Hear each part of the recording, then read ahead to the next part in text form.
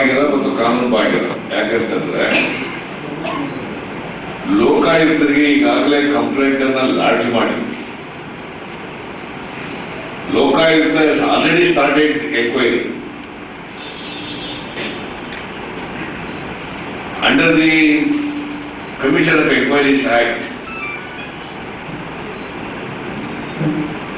There cannot be parallel inquiries.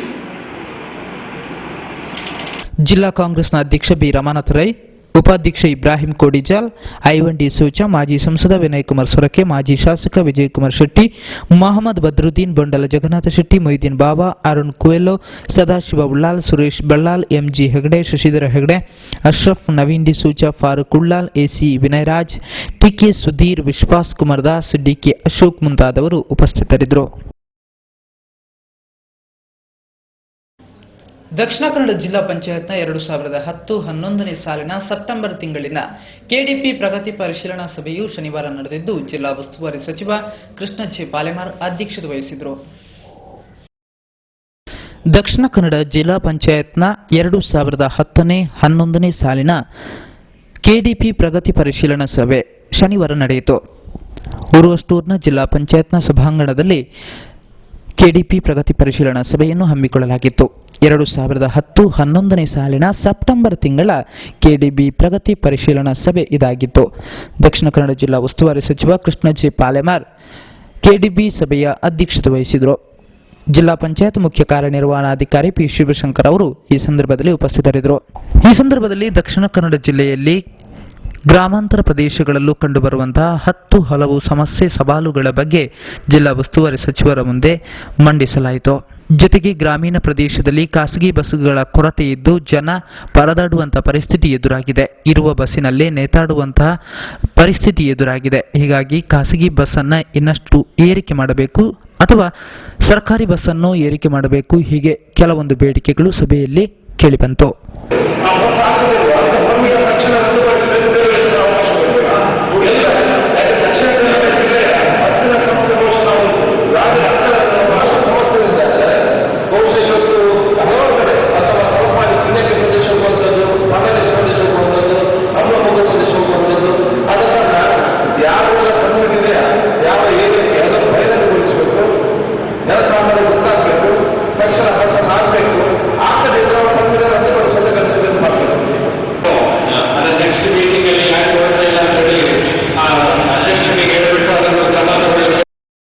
ತಕ್ಷಣವೇ ಪ್ರತಿಕ್ರಿಯೆ ನೀಡಿದ ದಕ್ಷಿಣ ಕನ್ನಡ ಜಿಲ್ಲಾ ಉಸ್ತುವಾರಿ ಸಚಿವ ಕೃಷ್ಣ ಜೆ ಪಾಲೆಮಾರ್, ಕೊರತೆ ಇರುವಂತಹ ಸ್ಥಳಗಳಿಗೆ ಬಸ್ ವ್ಯವಸ್ಥೆಯನ್ನು ಕಲ್ಪಿಸುವಂತೆ ಈಗಾಗಲೇ ಆರ್ಟಿಒಗೆ ಸೂಚಿಸಲಾಗಿದೆ.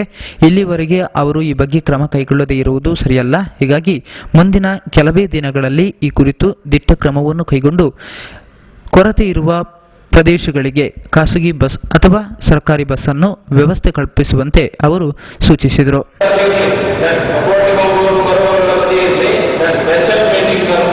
ಗ್ರಾಮೀಣ ಪ್ರದೇಶಕ್ಕೆ ಎಲ್ಲಿ ಬಸ್ ಕೊಡಬೇಕು, ಎಲ್ಲಿ ಕೊರತೆ ಇದೆ, ಅದಕ್ಕೆ ಯಾರು ಅಪ್ಲಿಕೇಶನ್ ಆಗ್ತಾರೋ ಅವ್ರಿಗೆ ಇಮಿಡಿಯೇಟ್ ಪರ್ಮಿಟ್ ಕೊಡುವಂತ ವ್ಯವಸ್ಥೆ ಮಾಡಬೇಕು.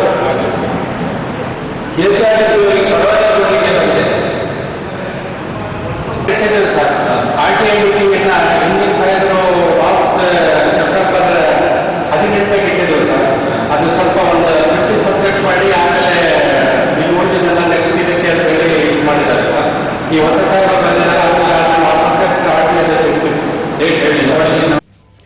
ಈಗ ಜಾಹೀರಾತಿನ ನಂತರ ನಮ್ಮ ನಾಡು ವಾರ್ತೆಗಳು.